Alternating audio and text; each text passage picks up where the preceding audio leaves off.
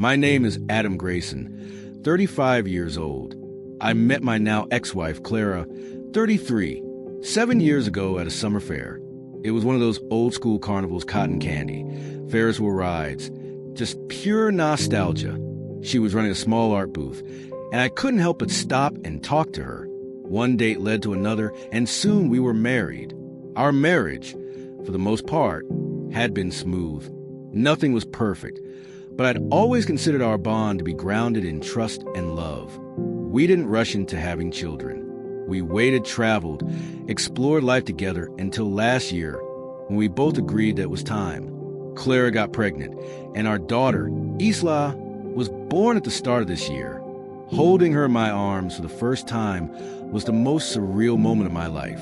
But parenthood is no easy feat, especially when you're doing it without nearby family support. We didn't want to hire a nanny either. Tight finances and trust issues. So we juggled. Clara ran her flower shop, a charming little corner store she set up in a place my late uncle left me. I let her use it rent-free. Meanwhile, I worked remotely in tech. To manage short errands or dinner dates, I suggested getting a Wi-Fi-enabled baby monitor. Clara was hesitant, mostly worried about leaving Isla alone, even for short bursts. But the baby monitor was meant to give us a little bit of freedom, not recklessness. I ordered it anyway, thinking I'd convince her later. The monitor arrived on a day she was working. I set it up discreetly in Isla's room and synced it to my phone. I planned to tell her, but I forgot. The next day, I had a full list of errands to run. Clara asked me, practically begged me, to take Isla with me. She said she was drained, that she just needed a few hours alone to sleep and breathe. I didn't think much of it. This wasn't the first time she'd asked, and last time I'd refused. So I said yes. It was a smooth day. Isla behaved like an angel. Halfway through, I was eating in my car when I got a notification from the baby monitor app. Motion detected. I figured Clara had gone in to tidy up or grab something. I wish that were the case. I opened the live feed and saw Clara with another man in the room. At first, it looked aggressive, like she was being assaulted. My stomach flipped, panic surged, but then the audio kicked in. What I heard made my blood run cold. She wasn't resisting. She was moaning. They were kissing, touching, pulling at each other's clothes. Right there in my daughter's room. He bent her over the edge of the crib. I felt like vomiting. My hands shook. I nearly dropped the phone. I started recording. I don't even know why. I guess some instinct for self-preservation kicked in. Evidence. Proof. I didn't go home. I couldn't. Isla was with me, asleep in the back seat. I knew if I confronted them, I might do something reckless. Instead, I sat there in silence. The room emptied on the feed. The damage, however, was done. When I finally got home, Clara acted like nothing happened. I lied about why I was late. That night, while she slept, I stayed in the living room, staring at the wall. The betrayal felt like acid in my throat. The next morning, I sat her down. I told her about the monitor. I saw the realization hit her like a truck. She froze, then slowly covered her mouth. I didn't need her to speak. I saw the guilt, the fear.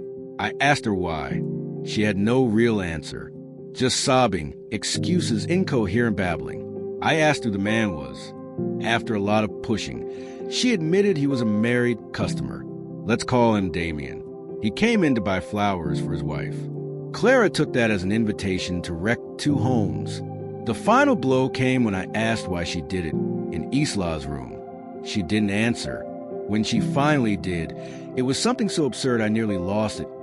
You didn't even tell me you bought the monitor. That was her excuse. I lost it. I kicked her out that day. She packed a bag and went to stay with a friend. I called my best friend's wife, an attorney. She's a shark in the courtroom, and didn't hesitate for a second. We filed for divorce immediately. I sent the papers to her flower shop. I wanted it to be public. Customers watching her get served.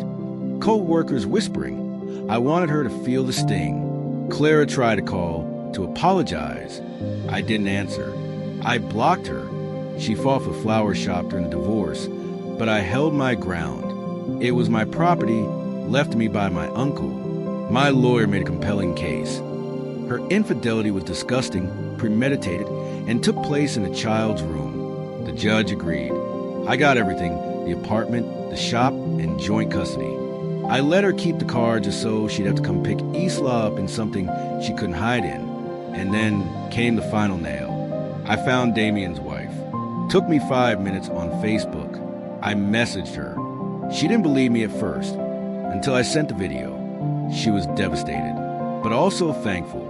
She said she'd been suspicious for a while. Apparently, Damien's little affair with Clara wasn't a one-time thing. Their marriage is likely done now too. Clara's shop is now closed. The sign says under renovation, but that's a lie. I gave her 30 days to vacate, then change the locks. She begged to stay, even offered to start paying rent. I said no. That store is empty now, and I'm searching for a new tenant. She still calls, still cries, still asks to make things right. I don't answer anymore. The most satisfying moment came when I walked into the empty flower shop one last time. The place she decorated so beautifully, where she smiled for customers and secretly planned her betrayal. It's now quiet, dusty, and hollow, just like our marriage turned out to be. I'm not proud that revenge feels as good, but I won't lie and say it doesn't. Sometimes justice isn't handed to you. You have to make it yourself.